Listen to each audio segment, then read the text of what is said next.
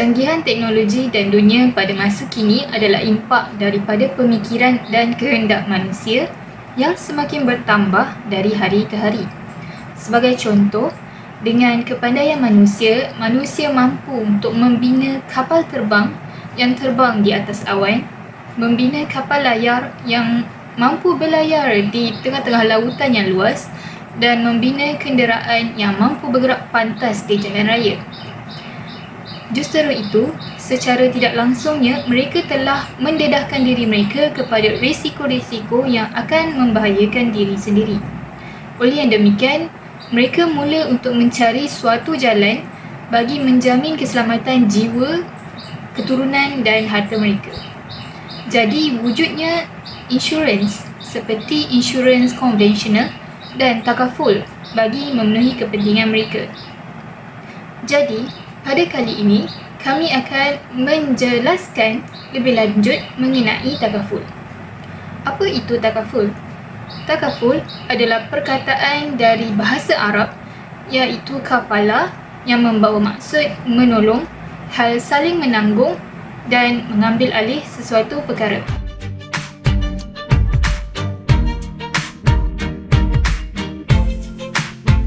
Terdapat 3 prinsip utama di dalam takaful. Yang pertama adalah saling bertanggungjawab. Seperti yang kita maklum, manusia merupakan anggota masyarakat yang sentiasa terikat dengan masyarakat dari seseorang itu lahir sehingga dia mati. Jadi, seseorang itu akan menanggung segala perbuatan, pemikiran dan percakapannya terhadap masyarakat. Hal ini kerana jika tiada kesedaran untuk saling bertanggungjawab, dunia pasti akan kacau bilau. Prinsip yang kedua di dalam takaful adalah saling bekerjasama. Allah telah menganugerahkan manusia akal untuk memikirkan cara yang terbaik untuk memenuhi keperluan mereka. Jadi, dengan bekerjasama, seseorang itu mampu untuk memenuhi keperluannya yang tidak dia mampu dipenuhi jika dia melakukannya secara bersendirian. Dan akhir sekali, prinsip takaful yang ketiga adalah saling melindungi. Manusia sosial sewajarnya melindungi sesama mereka. Sebagai contoh, menolong orang lain tanpa ada unsur paksaan, meringankan beban orang lain dan tidak mengukir pemberian kepada seseorang itu.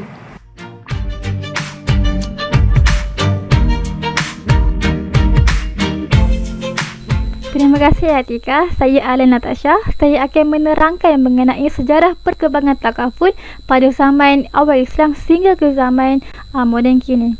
Baiklah, telah direkodkan bahawasanya sistem takaful ataupun insurans telah bermula ketika pada zaman masyarakat Arab Jahiliah. Mereka sewaktu itu menggunakan sistem Al-Aqilah. Sistem ini adalah seperti jika terdapat mana-mana anggota suku dibunuh oleh anggota suku lain, maka penerima manfaat mangsa akan dibayar dengan sejumlah wang darah sebagai pampasan oleh keluarga terdekat pembunuh. Kesagupan orang Arab Jahiliah pada masa itu untuk membayar pampasan telah menjadi satu bentuk perlindungan kewangan kepada waris yang mati terhadap kematian yang tidak dijangkakan yang disebabkan oleh kaum yang lain. Dan perkembangan kedua sewaktu zaman Rasulullah SAW, di sini saya dapat memberikan 3 contoh sistem yang digunakan pada ketika itu. Yang pertama sekali adalah sistem Al-Aqilah. Sistem ini adalah adaptasi daripada sistem yang terdahulu di mana ia menggunakan sebuah tabungan khas yang diberi nama sebagai kuns telah dijadikan sebagai satu pusat pengumpulan wang dengan jumlah yang telah dipersetujui oleh pihak ramai, oleh semua pihak. Tujuannya adalah untuk membantu ahli yang dalam ditimpa dengan kemalangan atau membebaskan ahli yang menjadi tawanan perang. Sistem yang kedua adalah sistem Al-Qasamah. Al-Qasamah ini adalah membayar pampasan kepada ahli keluarga yang terbunuh secara tidak sengaja sewaktu di dalam peperangan apabila ada titik pembunuh tidak dapat dikenal pasti.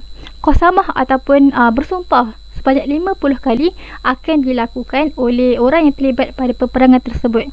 Dan yang terakhir adalah akad muamalah Akad ini adalah berkaitan dengan pelindung ataupun wali. Ia bersifat jaminan yang dijalankan oleh seseorang kepada seseorang yang lain, di mana seseorang itu tidak mempunyai waris ataupun saudara yang diketahuinya.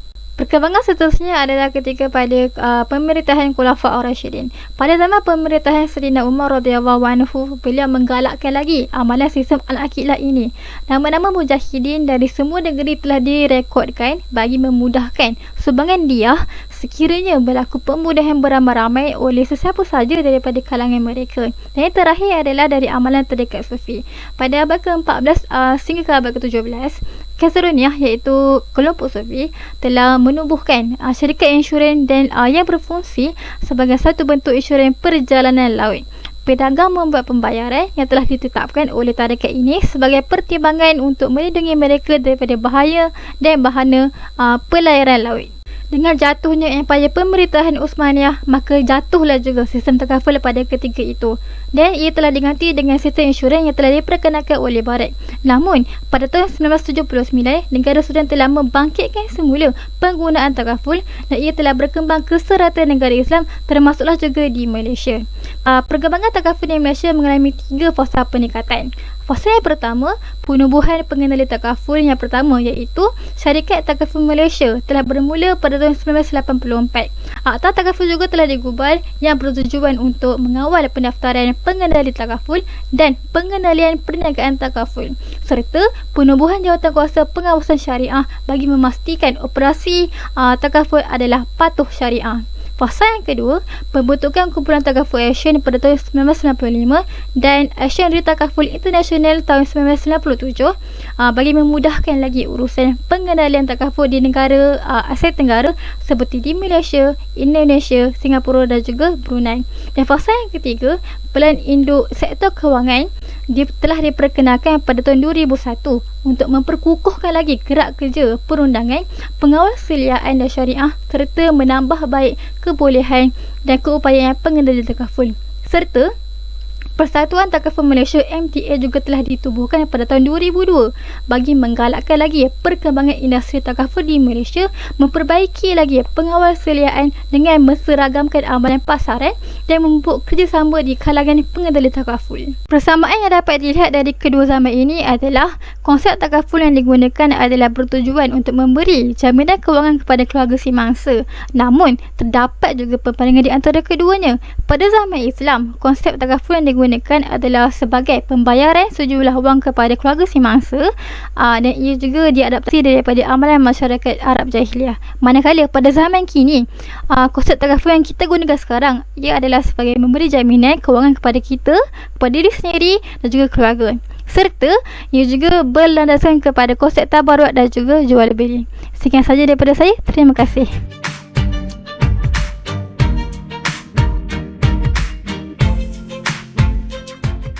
Terima kasih. Seterusnya, saya Nur Adin Irdina akan membentangkan tentang kepentingan dan kelebihan takaful kepada pengguna. Pertama, ia menggunakan sistem Islam iaitu dengan konsep ta'awun yang bermaksud tolong-menolong. Jika berlaku sesuatu kemalangan atau tragedi, ahli yang mengambil bahagian dalam model ini dapat membantu mereka. Ia amat penting kerana dapat mewujudkan keharmonian dan persaudaraan di kalangan peserta. Kedua ialah prinsip muamalah Islam. Industri takaful di Malaysia kini berada di hadapan dengan persaingan yang lebih hebat daripada insurans konvensional kerana banyak prospek pelaburan konvensional walaupun menguntungkan tidak dibenarkan di bawah undang-undang Islam. Mekanisme dan produk operasi mestilah patuh syariah dan selaras dengan undang-undang negara dan peraturan insurans yang diperlukan. Melalui Akta Takaful 1984, ia memastikan tidak berlakunya kegiatan riba, gharar maupun maisir. Setiap operasi adalah telus dan adil bagi semua pihak. Ketiga, terdapatnya Majlis Pengawasan Syariah. Dengan penubuhan pengendali takaful, ia memperuntukkan supaya Jawatankuasa Pengawasan Syariah ditubuhkan bagi memastikan operasi perniagaan pengendali takaful mematuhi prinsip syariah pada setiap masa. Seperti yang dinyatakan di dalam Akta Takaful 1984, Seksyen 8 dalam kurungan 5B. Tambahan pula, wang peserta hanya dilaburkan di kaunter-kaunter pelaburan yang halal dan diluluskan oleh Majlis Pengawasan Syariah. Keempat, takaful dapat melindungi harta dan juga aset. Selain melindungi diri anda, takaful juga memainkan peranan bagi melindungi harta benda individu daripada sebarang musibah. Hal ini kerana takaful berfungsi sebagai pelindungan dan mengelakkan seseorang itu daripada mengeluarkan belanja yang tinggi sekiranya berdepan dengan apa jua masalah. Sebagai contoh, sekiranya kereta individu itu dilindungi insurans banjir, maka beliau tidak perlu risau sekiranya berlaku banjir kilat yang mengelamkan keretanya. Kelima, takaful merupakan salah satu peluang pelaburan yang tersedia untuk menggandakan wang seseorang itu dan bukan sekadar perlindungan. Pelanggan dapat meraih pulangan pelaburan daripada bayaran sumbangan bulanan yang rendah. Terakhir ialah wang manfaat dan keuntungan pelaburan. Jika ada sebarang wang atau lebihan wang yang dapat dikeluarkan seperti yang telah dinyatakan dalam perjanjian, wang itu boleh diagihkan kepada waris secara hibah atau faraid. Keuntungan dibahagi menggunakan konsep mudharabah. Nisbah pembahagian boleh jadi 50-50, 80-20 atau bergantung pada perjanjian awal.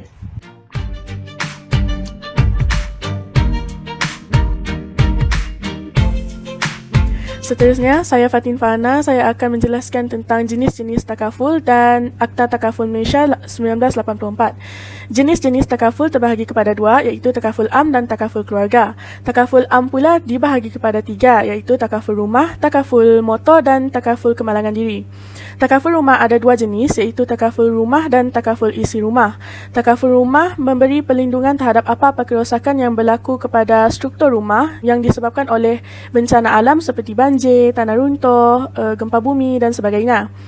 Manakala takaful isi rumah pula adalah perlindungan dari segi isi rumah seperti perabot, peralatan elektrik daripada mengalami kerugian. Takaful motor pula lebih dikenali sebagai takaful kenderaan, ialah takaful yang memberi perlindungan sekiranya berlaku kerosakan atau kerugian pada kenderaan yang disebabkan oleh kemalangan, kecurian atau kebakaran yang tidak disengajakan.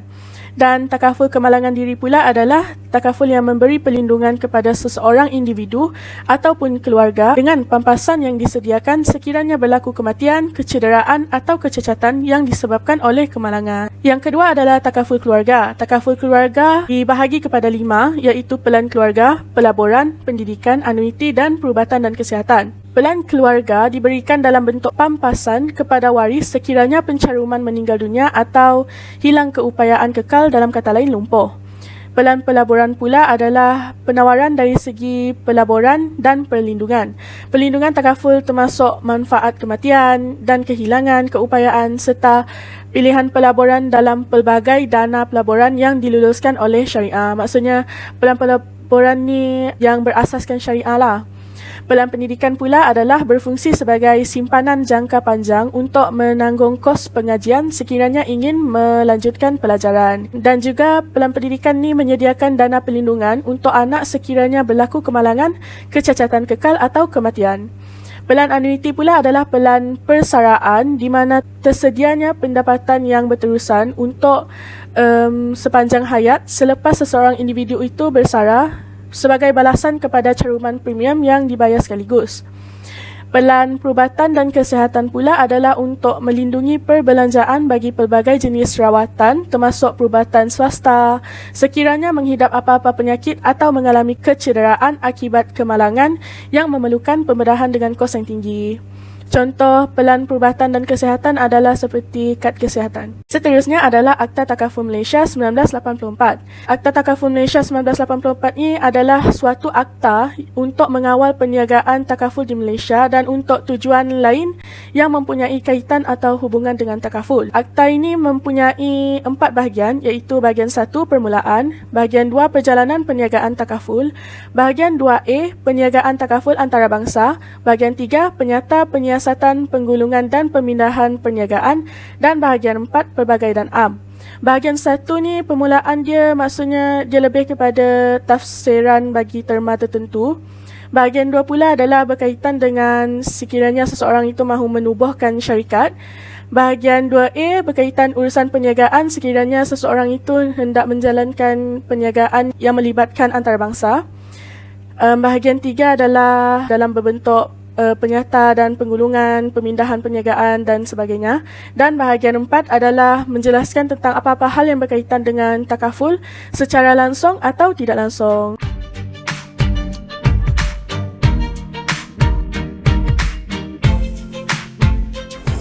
Dalam era modernisasi kini, kebanyakan masyarakat mulai sedar akan kepentingan takaful dan insurans. Menurut Portal Rasmi dan Kewangan Islam JAKIM, takaful dan insurans mempunyai perbezaan dari pelbagai sudut. Berikut merupakan 5 perbezaan utama bagi takaful dan insurans. Perbezaan pertama adalah dari sudut konsep pelaksanaan. Di dalam konsep pelaksanaan, takaful menggunakan konsep tabarur di mana ianya berbentuk satu derma ikhlas tanpa memerlukan atau meminta sebarang pertukaran di antara satu pihak dan pihak yang lain. Ia juga turut dikenali sebagai kontrak unilateral dan berlandaskan semangat kerjasama dan tolong-menolong. Insurans konvensional pula menggunakan konsep jual beli di antara syarikat insurans dan pembeli polisi. Syarikat insurans sebagai pihak yang menjual perlindungan dan pencarum sebagai pembeli, dan mereka akan melaksanakan pertukaran sebagai pelaksanaan konsepnya. Memandangkan ianya berlandaskan konsep jual beli, maka insurans ini dilihat hanya mementingkan faktor-faktor komersial. Seterusnya adalah prinsip. Takaful berprinsipkan bebas dari segala unsur riba, gharar dan maisir. Tidak dinafikan juga wujudnya gharar dalam takaful, terutamanya dalam jumlah sumbangan yang dibayar oleh pemegang polisi maupun pembayaran pampasan yang bakal dibayar oleh syarikat takaful. Namun begitu, ianya adalah gharar yang boleh dimaafkan. Hal ini berbeza terhadap insurans konvensional yang berprinsipkan konsep muawadah di mana terdapat unsur gharar yang wujud antara pemegang polisi dan syarikat.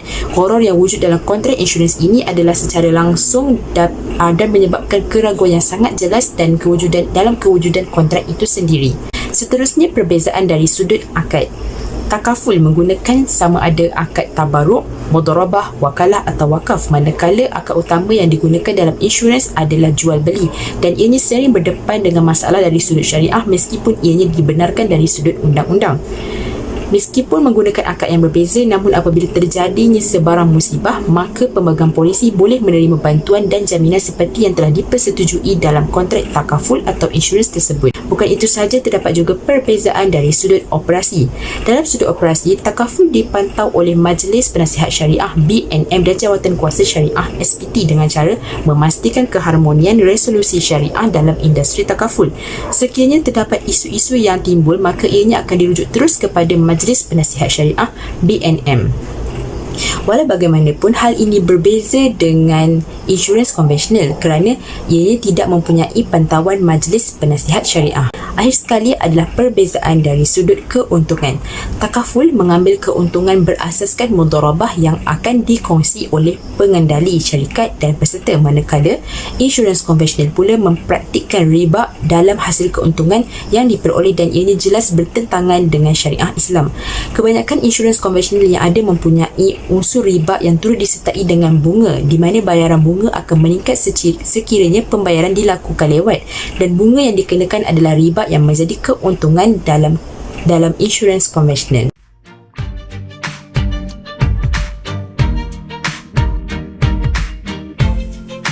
Seterusnya, saya Nur Adlina akan membentangkan tentang isu terkini dan cabaran dalam pelaksanaan takaful. Pertama sekali, pembayaran daripada dana risiko peserta apabila berlaku penyerahan semula iaitu surrender sebelum tamat tempoh kontrak daripada peserta. Berhubung dengan takaful, sumbangan tabaruk didahulukan kepada dana risiko peserta untuk membiayai perlindungan takaful sepanjang tahun atau sepanjang tempoh kontrak. Di sini peserta berhak untuk menyerahkan semula pelan takaful atas sebab-sebab tertentu. Contohnya, manfaat takaful tidak memenuhi keperluan peserta, perubahan dalam kehendak peserta, peserta tidak mampu menyumbang dan sebagainya. Jadi adakah dibenarkan untuk membayar nilai serahan semula daripada dana risiko peserta? Dan adakah ianya bertentangan dengan konsep tabaruk? Sehubungan dengan itu, MPS iaitu Majlis Penasihat Syariah telah memutuskan bahawa pembayaran nilai serahan semula dana risiko peserta kepada peserta yang membuat penebusan adalah dibenarkan dan tidak bercegah dengan konsep tabaruk jika dipersetujui oleh peserta dan dinyatakan dengan jelas dalam kontrak. Yang kedua, hubungan kontrak. Hubungan kontrak antara peserta, pengendali takaful ataupun operator takaful dan pengurus dana dalam kes outsource untuk menjana pendapatan daripada pihak ketiga harus dijelaskan kepada peserta. Penyertaan ini juga termasuk jumlah bayaran yang dikenakan, jumlah bayaran yang diperoleh oleh ejen takaful, bayaran yang diperoleh oleh pengendali takaful dan jumlah cas yang dikenakan oleh pengurus dana bersama atau gabungan pelaburan iaitu investment link. Semuanya mesti dinyatakan dengan jelas. Kebanyakan peserta takaful yang juga pelabur tidak mengetahui jenis kontrak yang mengikat mereka kepada pengendali takaful atau kepada pihak ketiga iaitu pengurus dana tabarruk. Dari sudut hubungan antara peserta takaful dan pengendali takaful, kontrak yang mengikat mereka adalah kontrak berasaskan wakalah bi'aj. Pengendali takaful menguruskan dana sebagai wakil yang dilantik oleh peserta. Memandangkan penyerahan dana ini kepadanya adalah berdasarkan pegangan dengan jaminan iaitu yad al-amanah. Pengendali takaful harus bertanggungjawab terhadap sebarang kecuaian. Jadi para peserta mesti menyedari perkara ini untuk memastikan tiada salah laku di pihak pengendali. Yang ketiga, kurang kesedaran dalam kalangan pengguna. Selain daripada pemahaman mengenai asas takaful seperti konsep tabarruk, pengguna masih belum menyedari cara pengagihan dalam instrumen takaful. Beberapa pelanggan masih tidak peka mengenai takaful sebagai pengganti kepada insurans tradisional. Manakala yang lain menganggap takaful sebagai cara memasarkan insurans tradisional ke dalam dunia Islam dan membuang tanggapan bahawa ianya adalah instrumen patuh syariah. Selain itu, di Timur Tengah, pendekatan ini sering dipandang ringan ataupun sering diremehkan. Penembusan takaful adalah produk yang mesti ditawarkan kepada pelanggan, bukan produk yang dibeli oleh pelanggan seperti insurans konvensional. Kebanyakan pendidikan takaful kontemporari disasarkan dalam kalangan profesional dan pelabur yang berkenaan atau dikaitkan sahaja, manakala kempen kesedaran yang ditujukan kepada orang awam sangat terhad. Oleh itu, bagi meningkatkan pengetahuan pelanggan, terdapat keperluan untuk menyebarkan kaedah dan kepentingan takaful dalam pengurusan risiko individu, terutamanya dalam kalangan masyarakat Islam. Secara rumusnya, industri takaful di Malaysia agak baru jika dibandingkan dengan bidang lain dalam industri kewangan. Tetapi ia telah mengalami pertumbuhan yang kukuh walaupun kadar penembusan bagi takaful di Malaysia kekal lebih rendah. Namun begitu, perniagaan takaful ada menunjukkan pertumbuhan disebabkan peningkatan kesedaran perlindungan kewangan serta keperluan mendesak ketika ini disebabkan pandemik COVID-19. Malaysia mempunyai lebih banyak pengalaman dalam membangunkan industri takaful. Satu kelebihan yang menjadikan industri takaful di Malaysia berkembang secara positif ialah penyertaan BNM untuk menawarkan badan kawal selia diskret bertanggungjawab sepenuhnya terhadap garis panduan dan pemantauan industri takaful. Sekian itu sahaja daripada kami. Sekian, terima kasih.